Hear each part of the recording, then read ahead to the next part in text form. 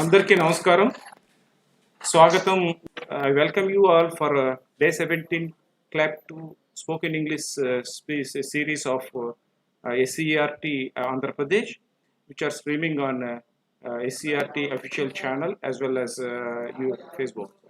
So before going to start, let me welcome and introduce our today's resource person, Dr. Ravinarayan Chakrakodi. Good morning, sir. Good morning, sir. Good morning. Sir, sorry for the delay from our side. Let me introduce today's resource persons to the viewers. So, Dr. Ravinarayan Chakrakodi is professor at the Regional Institute of English, South India, Bangalore, where he trains in-service teachers in English language pedagogy. He has an MA in TESOL with the distinction from the University of Lancaster, UK. He has worked as the chairperson of second language English textbooks for the Department of Education, Government of Karnataka. His book on Learn English, Teach English Skills for Teachers was published by the Oxford University Press of India. Such a eminent resource persons today we are having. To avoid further delay, I request Professor Ravinarayan Chakrakodi Garu to give his talk on assessing speaking. Good morning, sir. Welcome, and please start your. Good morning, session. Sir. Yeah. Good morning, sir. And thank you very much for the introduction. Good morning, teachers. Extremely sorry for the delay. There was some technical issue at the SCERT Andhra Pradesh. So I just hope we'll have a smooth session hereafter. Is my voice clear, sir? Yes, sir. Yes, sir. Hello? Go ahead. Hello? There is a pause. Now okay. You can go ahead. Now, okay. Yeah. Is it audible? All right. Yes, sir. Yeah. So good morning, everyone. I am without much delay. I am going to start the topic. The topic is assessment. We'll mainly look at assessing speaking. We won't talk much about assessing student speaking. We'll focus more on assessing ourselves, assessing my own skills to speak. Is it okay? Audio is fine, sir? Okay, sir. Fine, sir. Sir, okay, yeah? Sir. Fine, sir. Okay, all right. I'm going to share the screen now. Yes. All right. Yes. So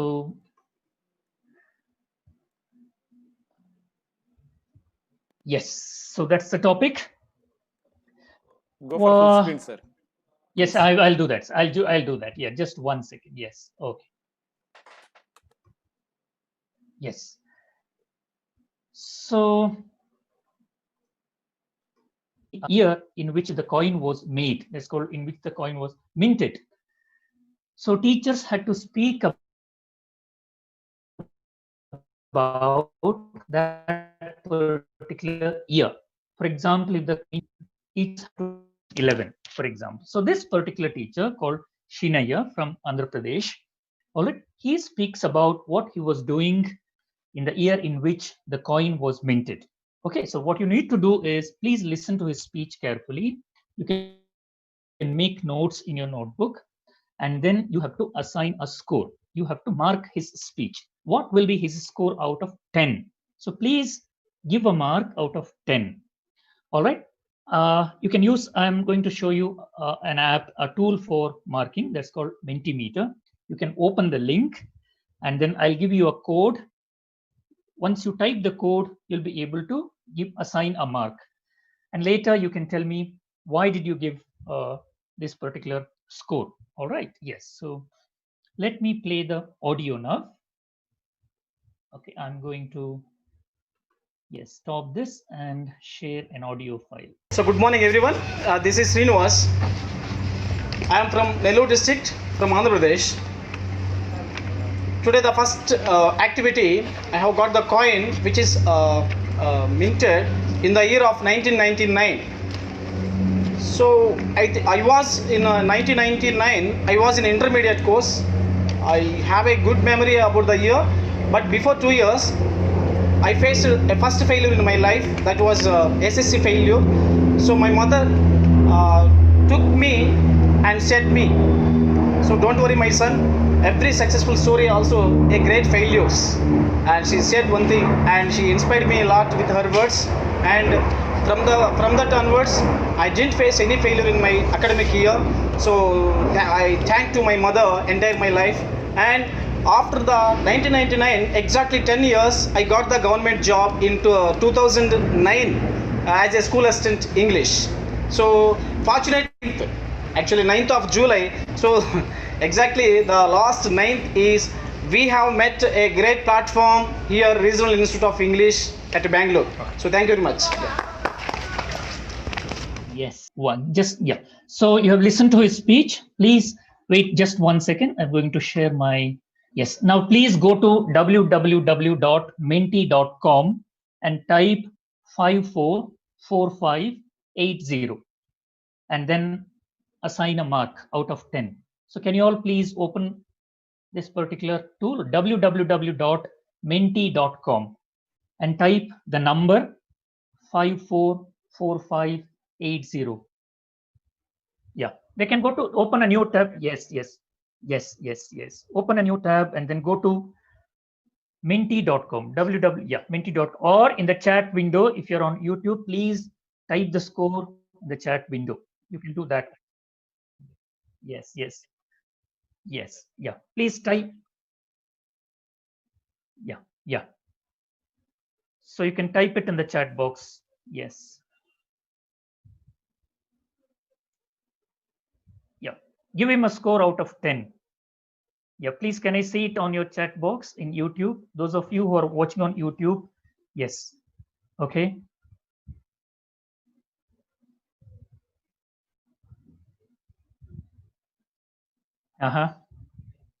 Yeah. Yes. I know. Yes. I can see that. Yes. Yeah, that's right. Okay. 10 out of 10. Yes. So please, yes. Others can also try.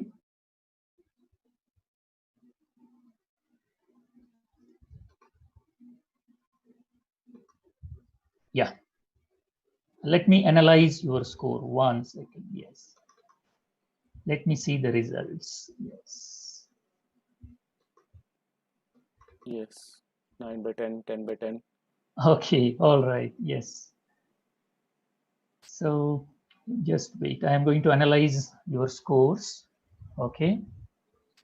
And can you also type the reasons? Yeah, please, in the chat box. Why did you give 7? Some of you have given 5. Some have awarded 6. Some have given 8 out of 10. Now the reasons. Why did you give 6, 5, 9, or 8 out of 10? Okay, great. 8 out of 10. But why did you give 8 out of 10? Okay. Yes. So, yes. Only I can see the analysis actually. So only one teacher I think has given less than 5. Now 2% of you have given 5 out of 10. 7% teachers you have given 6. 13% given 7. 24% 8. 21% have given 9, and 33% of teachers have given 10. Okay, 10 out of 10. Okay, if you can justify the score, why have you awarded 8 or 9 out of 10? Can you give some reasons? Okay, yeah. So Pothi Reddy is saying there are some grammatical, all right. And he's, yes. Vijaya Bharati is saying he's able to convey the message. He should, yeah, he would work more hard, all right. And then Sadashiva Sai Gauri is saying confident but lack of grammar. So she has given 8, he has given 8 out of 10. And he has positive attitude towards his future. So I'll give him 9 out of 10, all right. So you're giving 9 out of 10 because his positive attitude towards future, all right. That's fine. Okay. And then what are the other reasons? Due to, yes, due to his confidence, yes. All right. So there are some mistakes, yes, in his speech. All right. His effort was good, but there are grammatical. Ratna Kumari is saying his effort was good. That's excellent. Very good. Right. And then Sudhakar sir is saying there is some regional influence. All right. Yes. So, all right. Fluency. Yes. Yes. That's all right. Good. Okay. So sentence construction, there is some problem. Okay. All right. Okay. Good. Now let's move on. Let's move on. I'm going to show you the next slide. Yes. Okay, now listen to teacher B. Here is another teacher. You will listen to Varaprasad, who will introduce himself. All right. He'll talk about himself for about 1 to 2 minutes. What you need to do is, instead of marks, you have to assign a grade. You can assign either A or grade B, C, D, or grade E. These are the 5 grades. Please assign 1 grade based on your listening. Again, you can use Mentimeter. I'll show you the link for the Mentimeter. Yes. So go to Menti, again, www.menti.com and type 984982, please. Go to the same website, menti.com, and type this number, 984982. Yes. Wait, just wait. Yeah, I'll play the audio now. 1 second. I'll play the audio.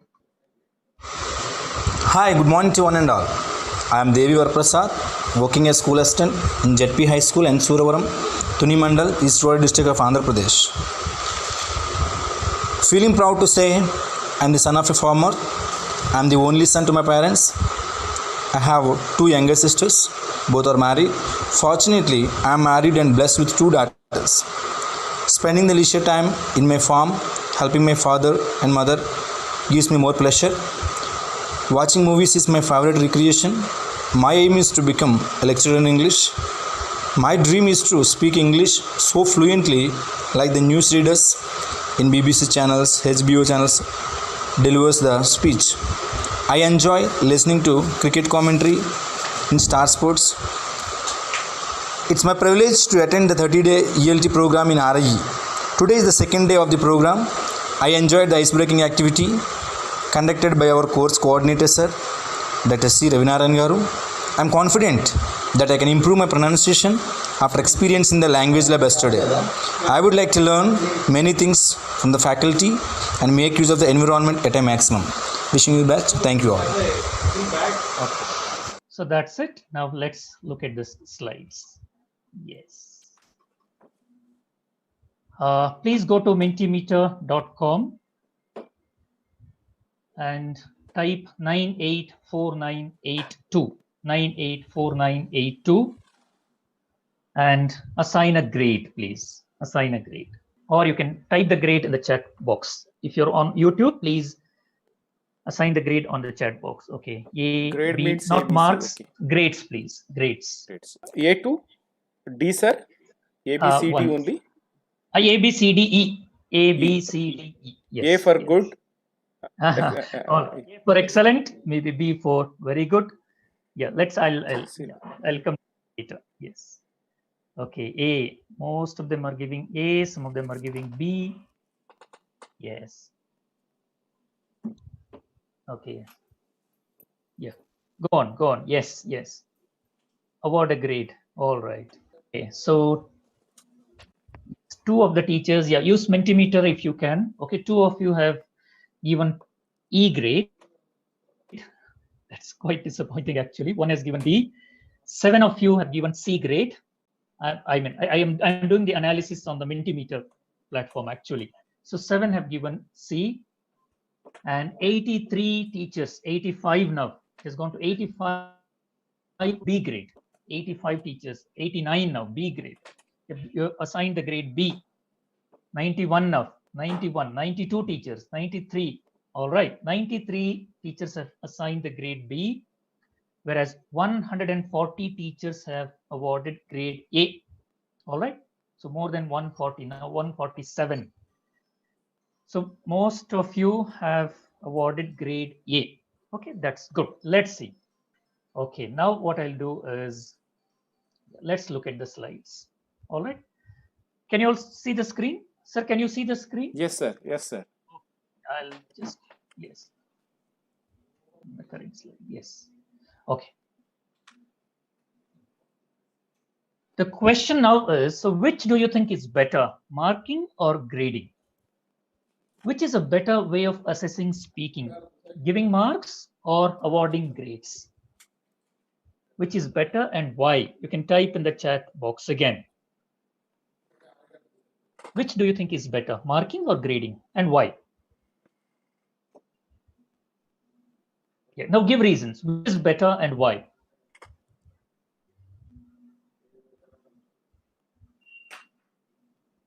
Reasons. Please type the reasons. Yes.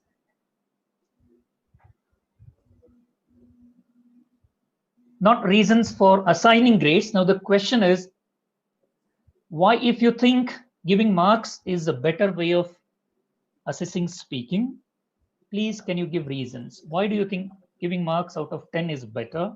Or why do you think giving a grade A, B, C, D is better than giving marks? Grading is better. So grading is better. Yeah. Sudharani is saying marking is better. Vijay Lakshmi is also saying giving marks is better. Whereas Bhanu, Rani, and then Vani Sulochana, Leela, Meera, Padma Vedulu, Mani Adari, Srihari saying marking is better, whereas others are saying grading is better. All right. Grading. Ravi Shankar is saying grading is better. Ramarao is saying grading is better. Srinivas Rao Marks says, he says marks is better. Okay, grading. All right. But why? Grading, because, yeah, Madhusudan Rao has typed grading is better because we cannot measure with marks. All right. Grading is easier. Srinu is saying grading is easier. All right. And then Rama Devi feels marking is better. All right. And all right. Okay. Can you think of some reasons? Why do you think grading is better? All right. Yes, grading is better to avoid. Yeah. Okay. To avoid competition, somebody said grading is better to avoid competition. All right. Grading is good for children. Okay. Good for children. What about teachers? Is it also good? All right. So tension. Yeah. Students cannot perform well in a tense. If you say today I'm going to conduct an exam, definitely they'll be tensed. If it is a surprise test, they'll be all the more stressed.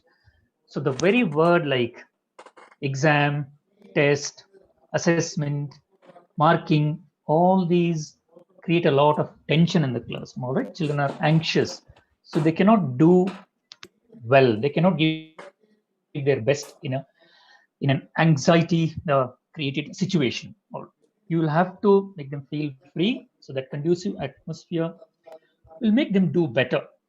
So that's right.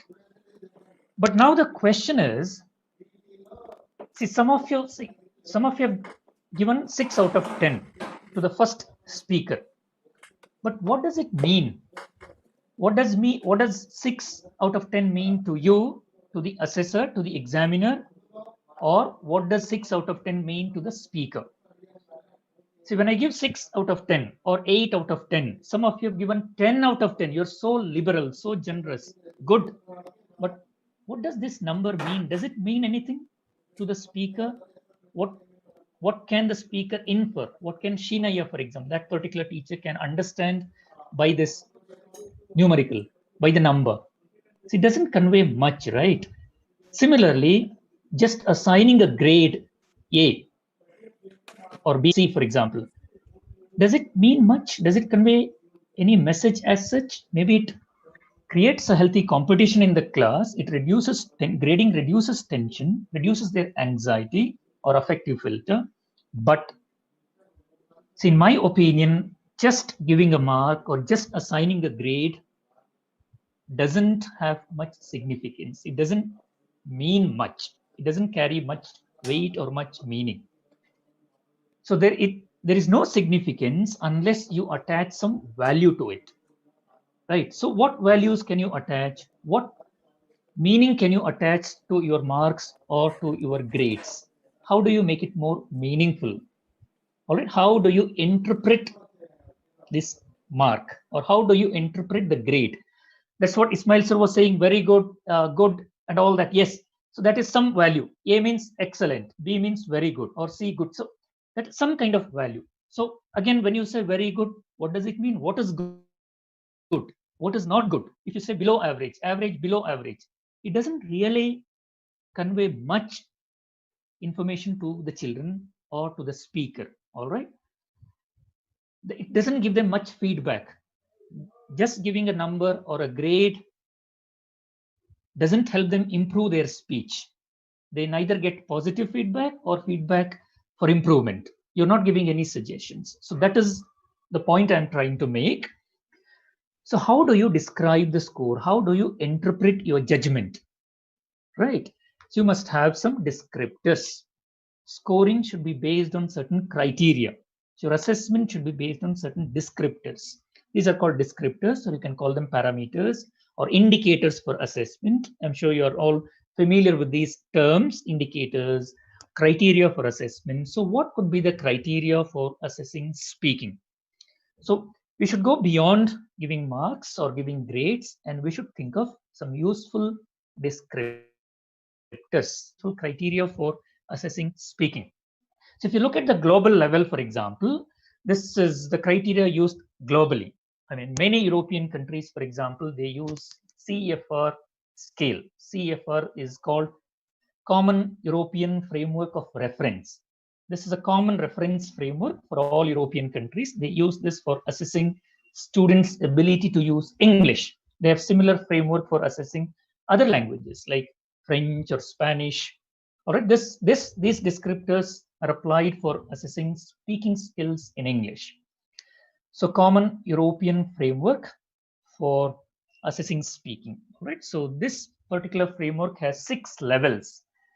Okay, it starts with A1, A2, then they move on to B1, B2, and then C1, which is the lowest grade and which is the highest grade. Can you guess? Is A1 the lowest grade or C2 is the lowest? As you can see below that, see, A1 means basic, is a basic user of English. A1, A2, there are 2 levels. So if you're a basic user, you will be awarded A1 or A2 grade. If you're intermediate, an average kind of user, independent user, you are at B1 or B2 level, whereas the proficient user of the language is at C1 or C2 level, either C1 or C2 level. So there are 6 levels, and users of the language are divided into 3 levels, like basic, independent, and proficient speakers. Not necessarily speakers, users actually. It looks at all the skills, not only on speaking. They look at listening, speaking, reading, and writing as well, all the 4 skills. Now, you cannot, I know you cannot read anything from the screen. If you go to the website, Common European Framework Reference, you will get all this. You can download them. It's given in your reading material also. The same descriptors are given in the reading material, and there are a few questions based on these frameworks for assessment for your actual test. Okay, so they also have can-do statements. So these descriptors are for teachers to assess their students, whereas these statements are for students to carry out self-assessment. Students can use these can-do statements and assess themselves. Even teachers or any of us can use self-assessment statements and see where do we stand. And if you look at speaking, so even in these self-assessment statements, they have descriptors related to all the 4 skills. But when it comes to speaking, they look at 2 aspects. One is spoken production, and the other one is spoken interaction. So speaking doesn't mean only produce. It's not just production. Speaking also means your ability to interact with the audience. So that's why speaking is divided into spoken production and spoken interaction. So when we say production, it means your ability to produce English, ability to, yes, for example, A1. If you look at A1 level, the statement goes like this. I can use simple phrases and sentences to describe where I live and also to describe people I know. So the basic level, A1, I can use very simple phrases and sentences to describe the place or to describe the people I know. All right, familiar. I can talk about familiar topics. Whereas B1, the next level, the statement is like this. I can connect phrases in a simple way.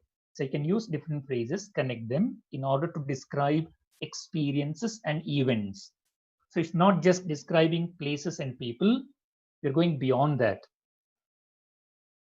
to describe experiences and events, dreams, hopes, and ambitions. And I can briefly give reasons and explanations for opinions and plans. I can give reasons for and explanations for my opinions. I can justify my opinions. I can narrate a story or relate the plot of a book or film and describe my reaction. So it's a higher level, B1. C1 is at a much higher level. All right. That is spoken production. I can use. I can give reasons. I can narrate a story. Whereas when it comes to spoken interaction, see, the basic level is like this. I can interact in a simple way, provided the other person is prepared to repeat or rephrase things at a slower rate of speech and help me formulate what I'm trying to say. So this is the basic level. I can interact in a simple way, provided the other person speaks slowly and he's ready to repeat or rephrase what he says, he or she says. And then A1 also means I can ask and answer simple questions in areas of immediate need or on very familiar topics. See, the most basic level, I can ask simple questions to get answers on familiar topics. Whereas C2, the highest level, means I can take part effortlessly in any conversation or discussion and have a good familiarity with idiomatic expressions and colloquialisms. So look at that. You're almost like a native speaker. You can play with language. You can speak effortlessly. You can take part in any conversation or discussion effortlessly without any problem, any difficulty. And you can use idiomatic expressions and colloquial language. You're aware of formal, informal language. And then you can express, say, I can express myself fluently and convey finer shades of meaning precisely. So you can decide. If you look at the descriptors, you can judge yourself. Where do you stand? Do you stand at A1 level, A2? I'm sure many of us stand at B1 or B2 level. That is basic, and then independent and proficient. We stand at independent level. There are miles to go before we reach the highest level, that is C2, where you are called a very proficient speaker of English. Right? If you think you're a proficient speaker, then you should be able to take part in conversations, any discussions on any topics, and use phrases, idioms, and formal, informal words and expressions and things like that. So much higher. Right. Now, if you look at, so I'm just trying to share different models that we have for assessing speaking skills. This is another framework which is used again internationally in all European and European countries, even in America, Australia. It's called IELTS. I'm sure some of you are familiar with this International English Language Testing System, a very competitive exam which tests your ability to use English in terms of listening, speaking, reading, and writing. So when it comes to speaking, these are the band descriptors. All right, this is a public version that I'm using, which you can download from the website. So IELTS, International English Language Testing System, they make use of 4 important criteria for testing speaking. All right, so one is fluency and coherence.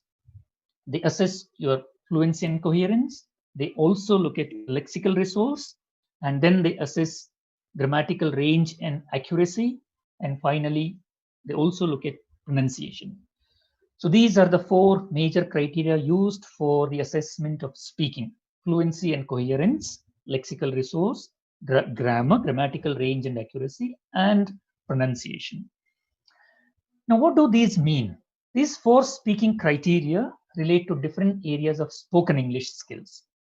So when we say fluent coherence, what does it mean?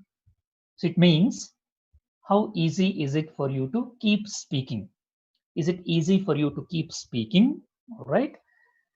And then do you pause or hesitate often when speaking? Do your ideas relate to the question? So if the teacher asks a few questions, for example, is a child able to relate his ideas to the question asked? Are you able to, are the ideas relevant to the topic? And then can you link your ideas together? So coherence. Can you link the ideas together? Can you explain what you mean, even if you forget the right word? That is called rephrasing, all right, reformulating. So first one or two questions refer to fluency. Is it easy? How easy is it for you to keep speaking? Do you pause or hesitate often when speaking? It's related to fluency. And then the remaining three questions are related to coherence. Do your ideas relate to the question? Can you link your ideas together? Can you rephrase? That's what we mean by fluency and coherence. And then when we say lexical resource, what it means is your ability to use a wide range of vocabulary. So how wide is your vocabulary? How accurately do you use words? Do you use collocations accurately? I'm sure you're familiar with these words like collocations, words which always go together. All right. For example, breakout. Breakout is a collocation. Or my car broke down when I was traveling, broke down. Words which go together, combination of broke down, a verb and an adjective, or a verb and an adverb, a verb and a particle, that kind of combination, a verb and an adjective, that's called collocation. All right. So do you use collocations accurately? Do you use some less common words? All right.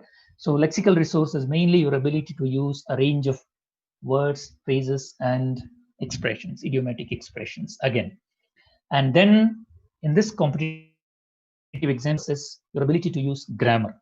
So do you use a range of structures? So grammatical range means a range of structures. Are you able to use simple, compound, complex sentences, active, passive voice, for example, if necessary, or direct, indirect speech? Are you able to use these in different contexts? So that's what is meant by a range of structures. And then do you get the word order right? Are you able to use right word order? And then do you use the right tense? So your knowledge of tense forms. See, according to the topic, you may have to use past tense sometimes. So if you look at the first activity, the Shinaya who spoke about the coin. So what is the tense he used? It was mainly past tense. In that particular year, I was doing this, I did that, past tense forms, either simple past or past tense. So are you aware of different tense forms? If you're introducing yourself, maybe you have to use present tense forms. All right. If I'm asking a question about your future, then you have to use future forms.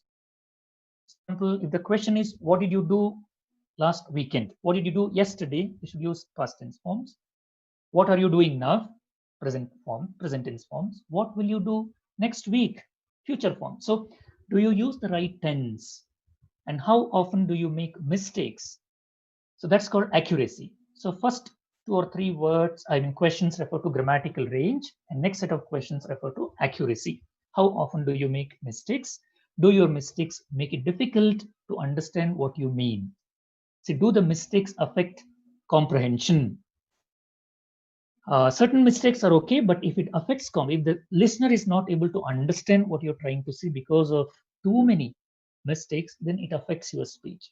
So in IELTS, they also look at grammatical range and accuracy, and then pronunciation, which is equally important. So do you speak clearly? Now, speed is not a criteria. Patterns, stress patterns, and is your speech clear? That's what is being assessed. Okay, so now in IELTS, actually they give 9 bands up to 9. So it goes from 0 to 9. 9 is the highest band. Whereas if you, when it comes to classroom assessment, maybe you can think of marks like this. If you're awarding out of 10. So again, going back to Shinaya's speech or Varaprasad's speech, when I asked you to give marks out of 10, all right. So the thing is, you should have some criteria like this. You cannot just give marks. So you could have asked me, so sir, what is the criteria for assessment? How to give marks? How to give a grade? So marks can be divided into grades as well. So whether you award marks or grades, what is important is the teacher should have certain descriptors, certain criteria. And it's good to share this criteria with students as well. So when we say fluency and coherence, you can award 10 marks and then you have different levels. 10 means the highest score, speaks fluently with only rare repetition or self-correction. See, some of you gave 10 out of 10 for the first speaker, 10 out of 10. Now you have to ask yourself, was he able to speak fluently without much? Was he able to speak coherently with fully appropriate cohesive devices? And then did he develop the topic fully and appropriately? Ask yourself. So it's not, somebody said he has a positive attitude towards life. He sounded confident. There is confidence.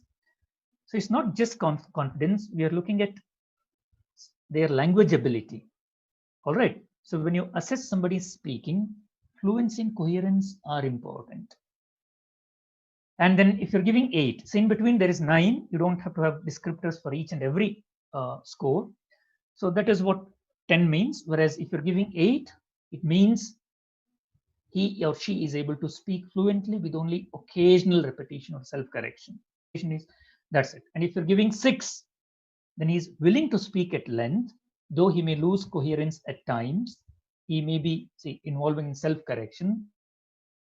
He may be hesitant. So some of you gave 6 out of 10. I think that is justifiable. That is a very reasonable score. He's willing to speak at length, but he loses coherence at times, and he repeats certain things. He self-corrects. All right. Whereas 5 would be too low. So 4 means he cannot respond without noticeable pauses, and he may speak slowly with frequent repetition, self-correction. That's not the case with speaker A.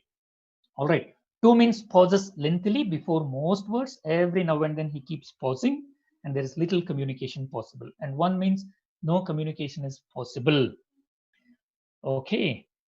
And next, vocabulary. Again, out of 10, if you're assessing someone's speech, 3 out of 10, then 10 highest score means, so you cannot just give 10. 10 means he is able to use a wide vocabulary resource flexibly, and he uses less common and idiomatic expressions skillfully. Look at that. Look at each word. I think it's very important. Use a wide vocabulary resource readily and flexibly to convey precise meaning. Look at that. And uses less common and idiomatic vocabulary skillfully. Uses paraphrase effectively. Is able to summarize. All right.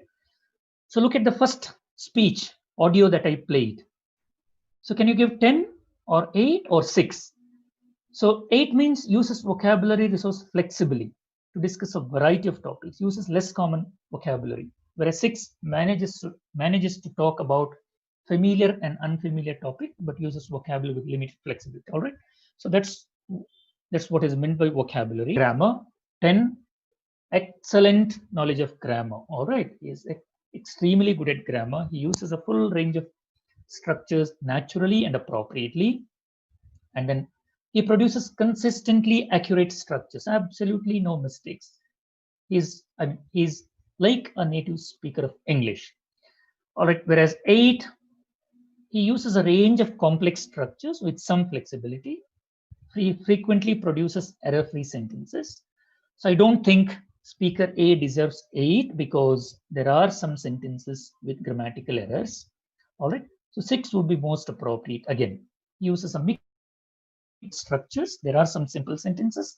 There are also complex sentences, but with limited flexibility. He may make frequent mistakes with complex structures. Simple sentences is fine. Whereas when he attempts to construct complex sentences, maybe he or she makes some mistakes. All right. 4 is able to produce basic sentence forms and some correct simple sentences. And 2 is cannot produce even basic sentence forms. So 1, there's no communication possible. And 0 means he's not made an attempt. Okay, pronunciation again.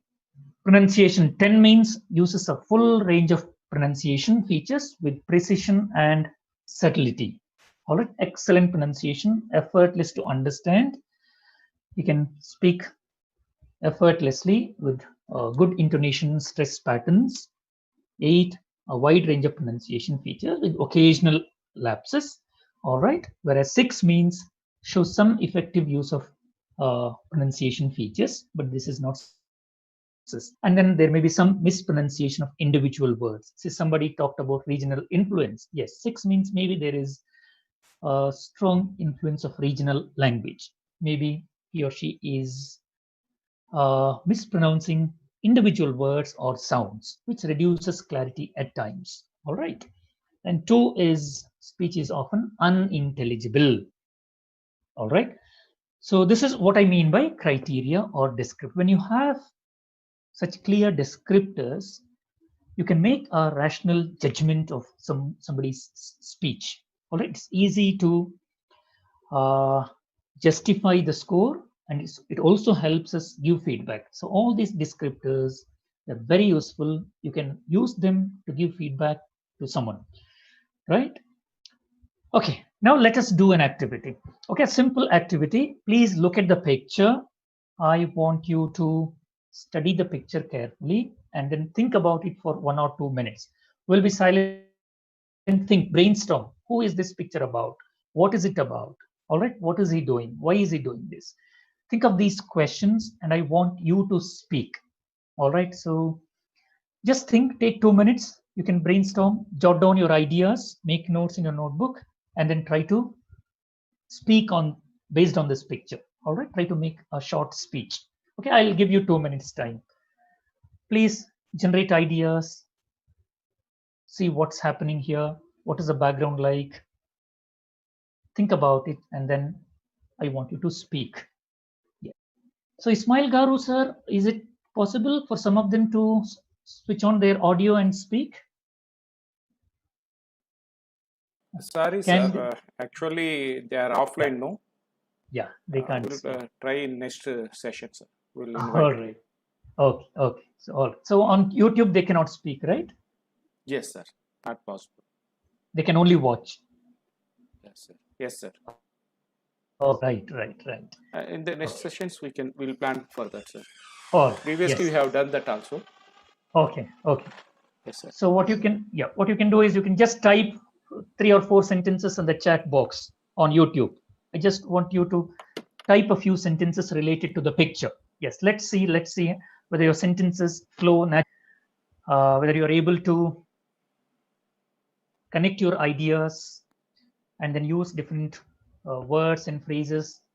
Keep all those descriptors in mind: fluency, coherence, vocabulary, phrases and idiomatic expressions if necessary, grammar, and the pronunciation. Of course, when you're writing, pronunciation doesn't come into effect. All right. Okay.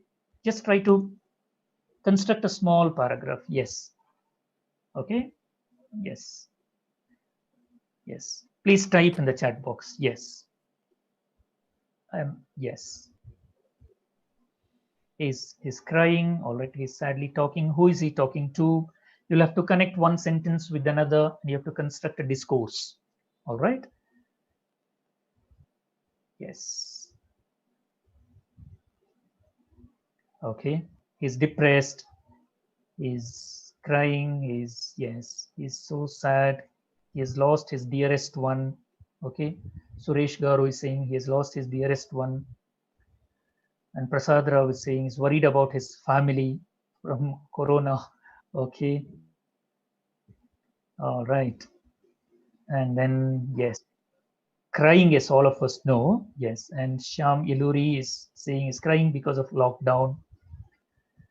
Okay. Sri Lakshmi is saying the other person is not able to communicate clearly, or this person is not able to understand the language of the other. That's why he's crying. Okay. Maybe. All right. Thinking about a sad topic. Right. And Koneti Srinivas Garu is saying listening to some bad news. All right. Yeah. Killu Ramba Abdu Garu is saying something has happened to his family. All right. Yes. He may be Sri Lakshmi Achanta is saying he may be a daily wage worker walking all the day and explaining his agony to his family members in his hometown. Very good. I'm so happy. Yes. Yes, he's in a position. All right. He's received sad news. Sushila, madam is saying he's received bad news. Yes, Padmalata, bad news. Yes, yes. Okay. Go on. Please type your responses. Yes. Yes, yes. Yes, he's crying, we know, but go to the next sentence. He's crying, yes, but why is he crying? Who is he? Why is he crying? What do you think has happened to him or his family? All right. Yes, go on. Type a few more sentences. I'm trying to assess your ideas. Are you able to connect another? All right. Yes. Yes, that's right.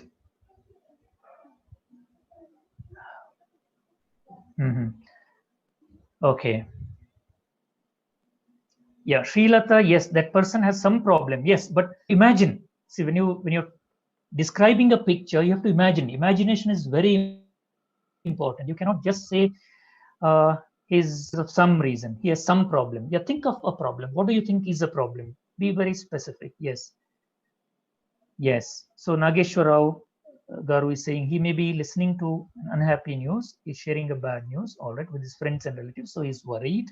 All right. He's looking tense and Jagadamba, she's saying, is he looking aggressive? Yeah, I mean, aggressive may not be the right word. Yes. Okay. Yes. So he's lost. Swati Lakshmi is saying he's lost somebody or he's lost something. Yes. Yes, that's right. Okay. Sheshagiri Rao sir is saying he is a migrant worker. All right. And then Chinnabba Rekha, he is wearing a mask and maybe he's listening to his family members or friends' death due to corona. So he's worried about that thing, that incident. All right. Very good. Excellent. All right. So what is important is your ability to think, generate ideas, and describe the picture and deliver a coherent speech. So when you're speaking based on a picture like this, these four important criteria you'll have to keep in mind. Are you able to speak fluently with coherence? Are you able to build an argument, a coherent argument? All right. And then are you able to use a wide range of vocabulary? And then are you able to use appropriate grammatical structures? And finally, your pronunciation. When you speak, the pronunciation does matter. Right? So that is a small activity to just make a session tip. Actually, if you, I'm sure some of you have seen this picture on social media or on newspapers. He's actually a migrant laborer, right? He's a migrant laborer who's suffering because of the lockdown. All right, this happened during this COVID-19 pandemic. He has walked thousands of miles and he's stuck in a particular place. He was not allowed to move. So that is a background actually. You need to have, so if I give you more time, I'm sure each one of you will be able to think and narrate his experiences. I'm sure you'll be able to put yourselves in his place and share your feelings and thoughts. So I'm pretty sure you'll be able to speak well on the given topic. All right. So when you assess children's speaking, when you look at your students' ability to speak, so what is also important is validity of assessment and reliability of assessment. See, when you listen to the first speech, speaker, for example, I'm referring back to this because your scores were not reliable. Somebody gave 9, somebody gave 10, some of you gave 8, 7, 6, which means scores are not reliable. You're not consistent. Each one is assigning a particular mark or a particular grade because you didn't have the criteria. So your score is not reliable. It is not, it may be valid, but it's not reliable. Validity means you should know what you're assessing. If you're assessing their speaking, then you should design tasks which elicit their responses. All right. So these two concepts are important: validity and reliability when you assess students' speaking skills. And then you can either use an analytical scale or a holistic scale. So what you can do is you can think of activities for assessing vocabulary. So build their vocabulary in the first place at the primary level. I think it's very, very important to do a lot of activities before you think of even assessment. So before you assess, you have to prepare students with a lot of activities. So it's a good idea to design activities for vocabulary practice, for developing vocabulary. Then you can think of assessing their vocabulary. Also, you need to design activities to develop their pronunciation. So if you do a lot of practice to improve their pronunciation, then you can think of assessments. Without giving them practice, you cannot do assessment. So your assessment is not valid. Okay, so think of activities for practice and also for assessment. Activities for assessing grammar, give them a lot of input, all right, and then think of assessment activities. Similarly, activities for assessing fluency and coherence, all right. So can I take another 10 minutes, Ismail, sir? 10 minutes? Yes, sir. Yes, sir. Please go ahead. Yeah. Yes. So another important concept in assessment is it's called task repetition, all right. It's important to repeat the same task 2 or 3. If you do task one time, maybe you yourself cannot give your best. Students definitely cannot perform well at one go. See this picture that you look, picture of a migrant laborer.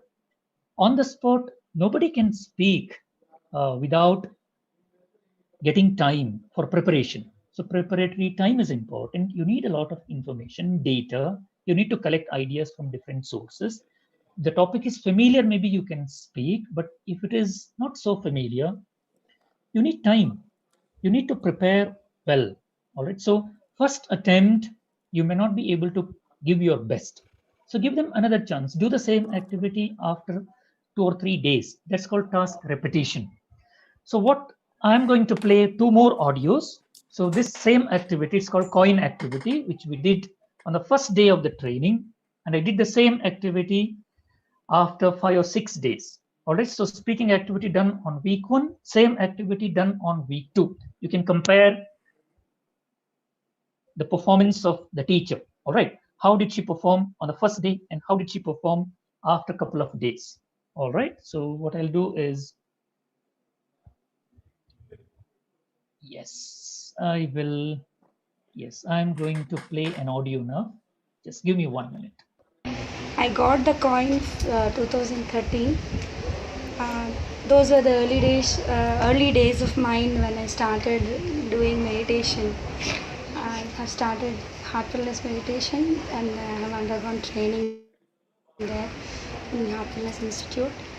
Only through that I realized many things and started feeling more confident and treating everything, accepting everything in a more positive way than before.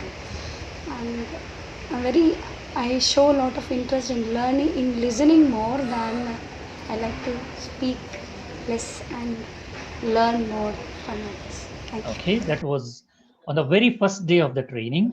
All right, please remember. And after weeks time, same topic, but the year is different. All right, see how she speaks after a couple of days. If you do the same activity after a couple of days, the performance will significantly improve. So I'm going to show you this. I show you the same teacher speaking on the same topic. Okay, so very good afternoon. I am Arundhati. I have got this 1999 year coin. This was the year when I had got married, my husband. So actually this was a very crucial year where I had to stop my studies and I had to get married and I had to stay in a village and where all my education had stopped and there was no room for me to get education further to go for higher studies. And at that time I was in a state of disappointment where I couldn't express anything with anybody else and I was struggling a lot within myself to overcome all those difficulties. And I had even tried initially when I got married. In the same year my grandfather was expired and at that moment I couldn't go ahead with I wrote an entrance exam in B.Ed at that time, and I couldn't get a seat in that, and that made me mood that how to overcome this, and really that built a strong determination that I had to achieve a B.Ed seat in that, and I had to become a teacher at that moment. At that moment I started thinking, but I waited for an opportunity, and I was ready to grab that opportunity whenever it comes, and at last now I have become a teacher, and I'm very happy. All right. Yes. Yeah. Is it okay now? Yes, sir. Yes, sir. So this concept of task. So what happens when you repeat a task? So in the first performance, on the very first day, she spoke for about 42 seconds. She spoke only seconds, whereas next week she spoke for about 1 minute and 27 seconds. All right, she spoke more. So that is one of the improvements she has made in terms of speak. And next, first speech, it's a low voice. She was not, I mean, it was not, she was not timid. She was a bit shy. So obviously she lacked confidence. Whereas in the second performance, she sounded very confident and it sounded natural. She talks about her family. She smiles. All right. So it sounds very natural. So first performance, there is a lot of hesitation. The same activity, when it is done for the second time, she looks confident. She speaks naturally. She begins with a greeting and then she introduces herself, which was all missing in the first attempt. And again, first performance, she said, I show a lot of interest in listening and learning more. So towards the end, she said, I show a lot of interest in listening and learning more, which is not related to the topic. The topic is about the year in which the coin was minted. What were you doing? Whereas in the second performance, all the sentences were relevant. They were related to the topic. So there is coherence. And then first performance, she said, got the coin 2013. So look at that sentence. I got the coin 2013. Second performance, I've got this 1999 year coin. So I'm not saying sentences are perfect in the second attempt. There are still mistakes, but when she did the activity second time, she was able to do much better. There was significant improvement in her performance.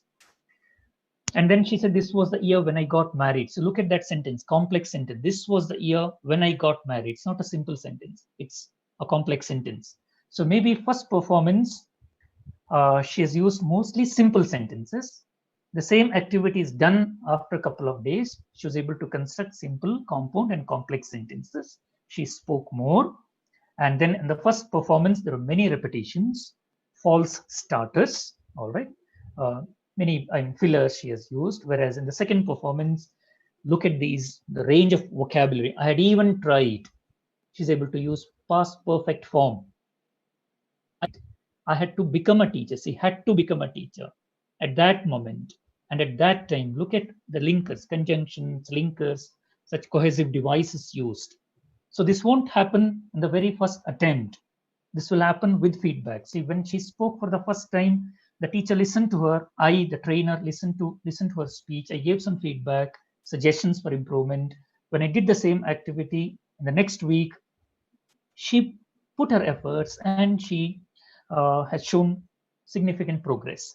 And then she actually, a range of discourse markers, she was able to connect one sentence with another. So that is an improvement.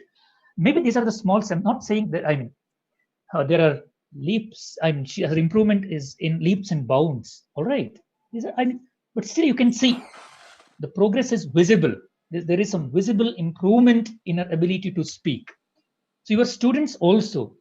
So give them time, do the same task 2-3 times. There is no harming in doing the same task even. But the thing is, now this is important. Learning language through task repetition. They learn language. They're not only speaking, they're also acquiring language. Okay, language acquisition. How does language acquisition happen? Through task repetition. It's based on a sound argument made by Martin Beigate, actually. And then Scott Thornbury, in a recent webinar, he talked about task repetition and the advantages of task repetition. So second performance, yes, there is improvement. And Scott Thornbury in his webinar, he says it is a systematic repetition. It is not reproduction of the same thing. She's not reproducing the same thing that she said in the first speech. So even the task that I repeated, it is a systematic repetition. And then it helps the speaker to activate and reactivate the same set of cognitive processes. There's a lot of thinking that's happening. She has to activate, reactivate the same set of cognitive processes, all right?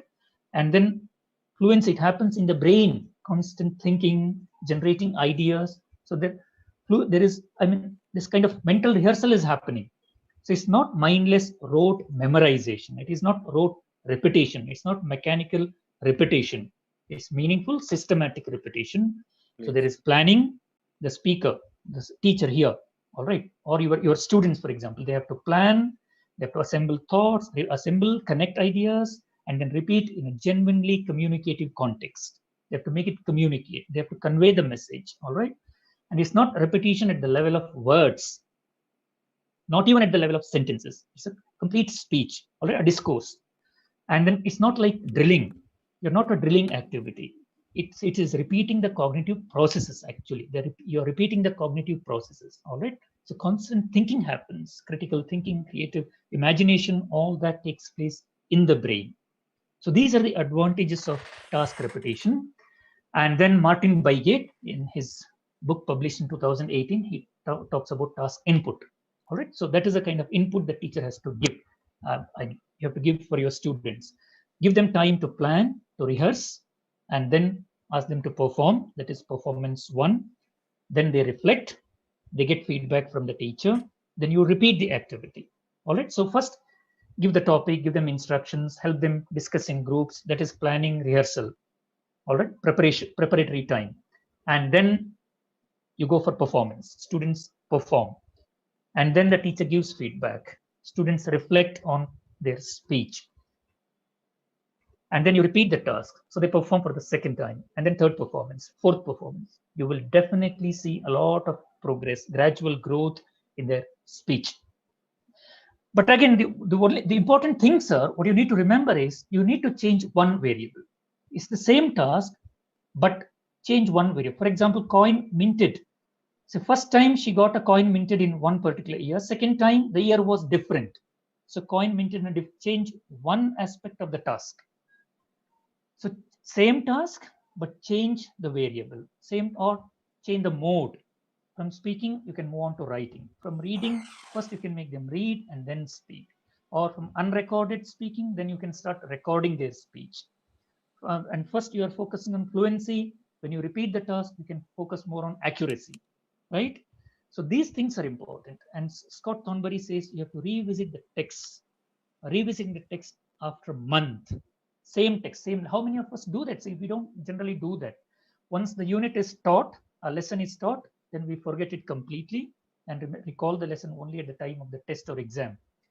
We don't revisit the same unit, same lessons after a couple of days, after a month. It's not recapitulation, things like that. It's a cognitive process. Doing it with a purpose, with a meaningful purpose. All right.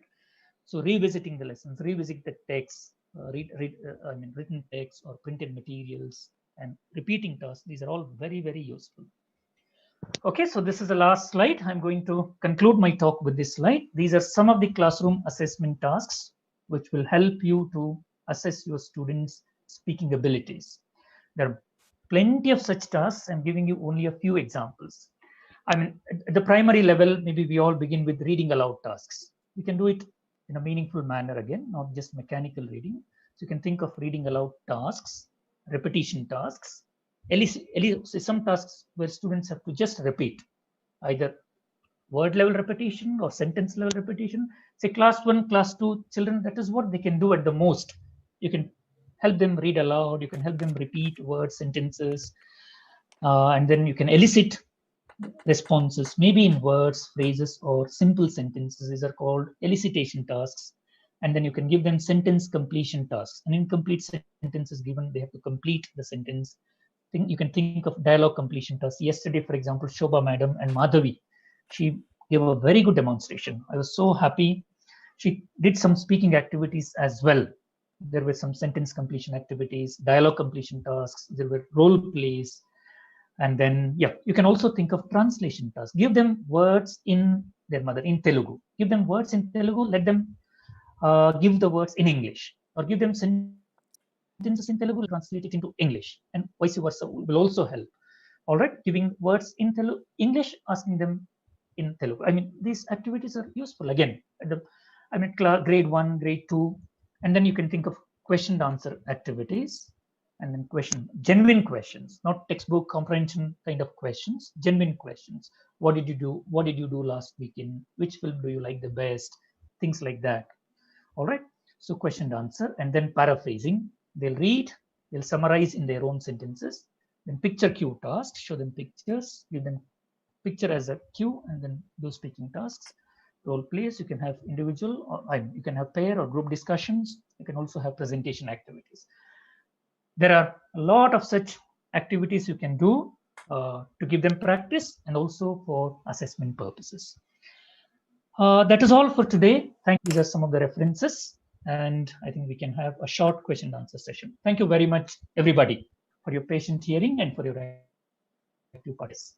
Over to you, Ismail, sir. Thank you very much, sir. Yeah. Thank language where we need to use or something. Making formative judgments, a series of tasks, formative tasks, and based on which you give feedback, you make judgment about their skills. Whereas assessment has many more other implications, right? Yeah. Thank you very much, sir. Yes. Again, that Pushparashu Gidaluru is asking that what is impromptu type of speech?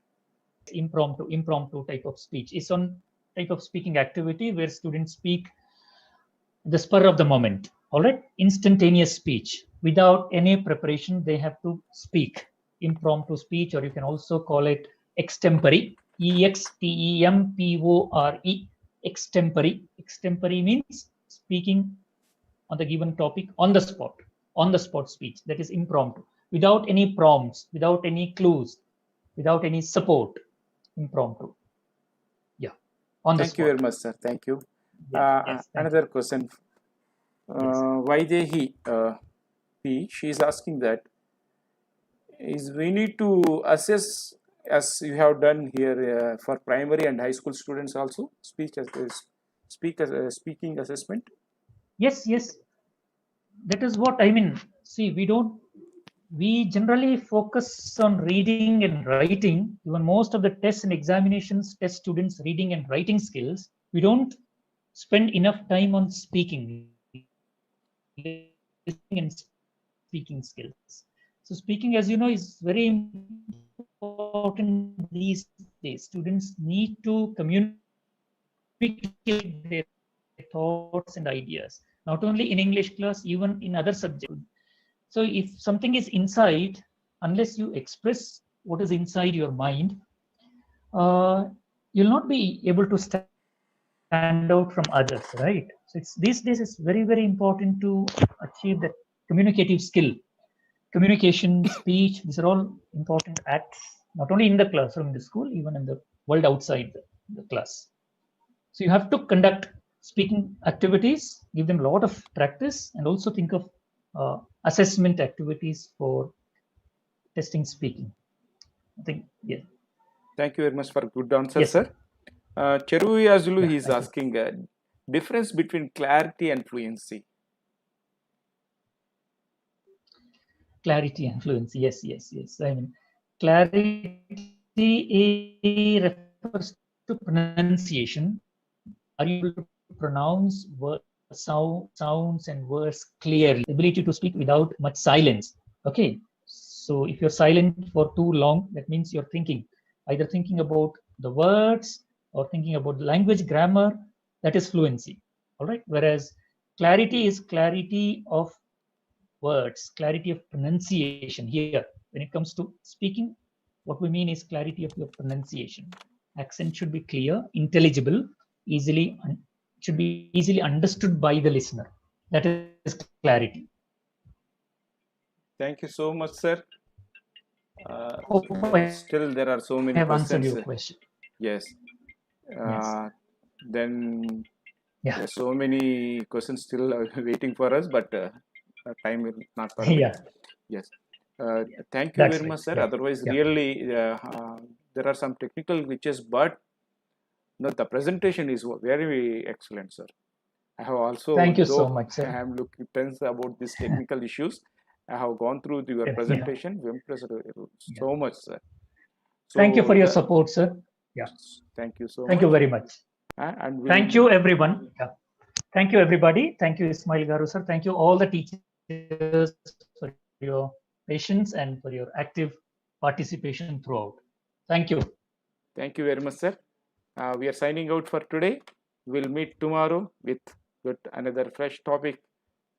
Till then, namaste and bye bye.